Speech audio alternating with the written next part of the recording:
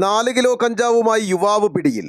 കൊല്ലം ആലുമൂട് പുത്തൻവിളയിൽ റഷീദിനെയാണ് പെരുമ്പാവൂർ ASPയുടെ പ്രത്യേക അന്വേഷണ സംഘവും നെടുമ്പാശ്ശേരി പോലീസും ചേർന്ന് പിടികൂടിയത്.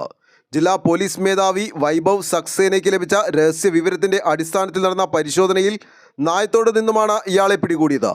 ഒഡീഷയിൽ നിന്നാണ് ഇയാൾ കഞ്ചാവ് കൊണ്ടുവന്നതെന്ന് പോലീസിനോട് പറഞ്ഞു. ചെറിയ പാക്കറ്റുകളിലാക്കിയാണ് വിൽപ്പന.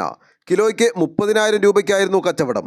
ബാഗിൽ പേപ്പറിൽ പൊതിഞ്ഞ് 2 പാക്കറ്റുകളിലാക്കിയാണ് ഇയാൾ സൂക്ഷിച്ചിരുന്നത്. ടാക്സി ഡ്രൈവറാണ് റഷീദ്.